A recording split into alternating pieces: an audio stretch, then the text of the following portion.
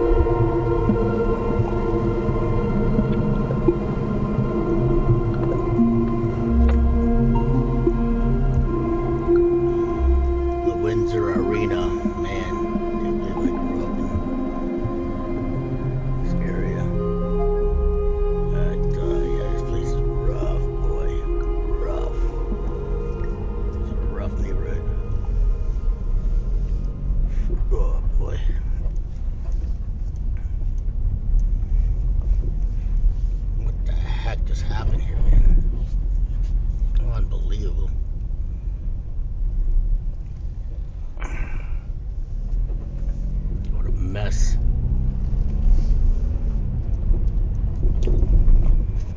Whew. It's crazy.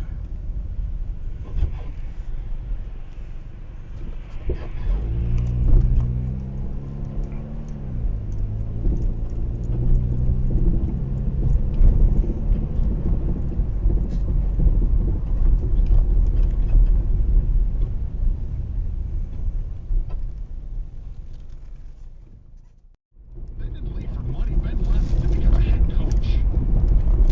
It's not like he left head coaching job for head coaching job. He left an offensive coordinator's job for a head coaching job. And he chose the right one.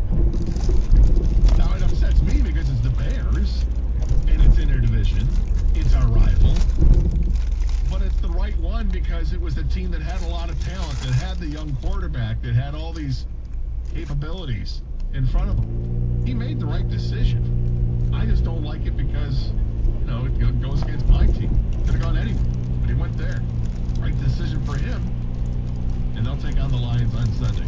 More football talk when we continue, including college football here at 97.1. At Blue Cross Blue Shield of Michigan, you are the heart of everything we do. And because we put our members first, you rated us #1 in customer satisfaction among Medicare Advantage plans in Michigan by J.D. Power. Blue Cross is committed to delivering reliable coverage, personal support, and easy access to quality care you deserve, so you can feel confident every single day.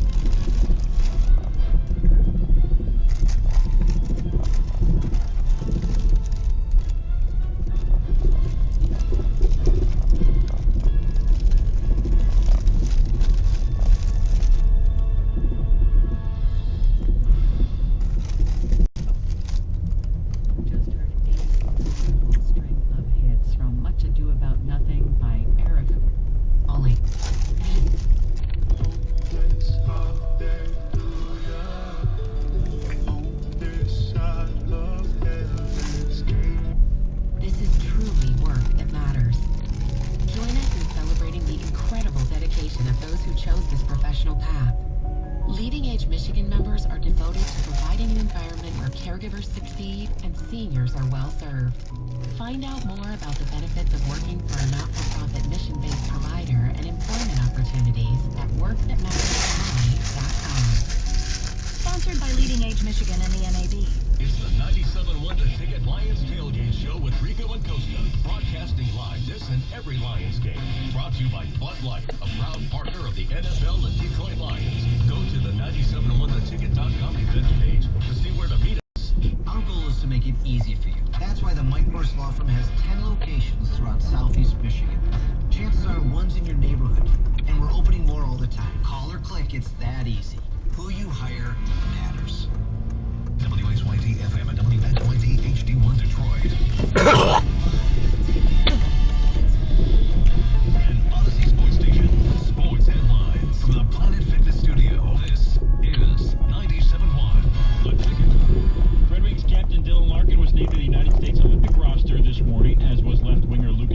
for Team Sweden. Mo Seider was also previously announced for Team Germany's roster. The trio will be in Italy come February 12th when the group stage begins. Michigan tight end Marlon Klein told ESPN today, quote, "Honestly, I'm ready for the next step," when announcing his intentions to enter the 2026 NFL Draft. He caught 24 passes for almost 250 yards this season. And today's college football news is full of transfer portal entries. Linebacker Cole Sullivan and wide receiver Samaj Morgan are the biggest names for Michigan to hit the portal. For Michigan State, two key players on their D-line, and Jalen Thompson and Alex Van Sumeren, are also reportedly exploring their portal options. And both Michigan and Michigan State hoops have big games today. The second-ranked Wolverines host USC tonight at 7 o'clock, while ninth-ranked Michigan State will be in Lincoln to take on number 13 Nebraska at 9. Michigan is 2-0 against ranked teams this year, while MSU is 3-1. And the Lions will play the Bears in Chicago at 4:25 this Sunday, and offensive coordinator John Morton told reporters yesterday that he wants to be back with the team in 2026.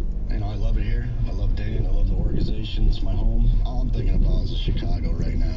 So, and whatever happens, happens. Listen, I've been in this business for a while, so I'm proud of the things I've done. There's a lot of things that I got to improve on. So, whatever happens, happens. But listen, my main focus is Chicago right now. That's all I'm thinking about.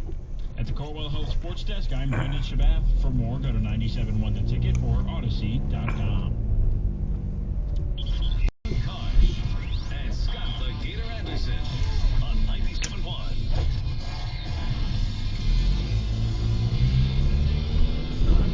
Good afternoon, everybody. Welcome back to the Carson Anderson program. Doug and Kang will be back with us on Monday. For today, the next couple hours, it's me and it's Jake behind the glass.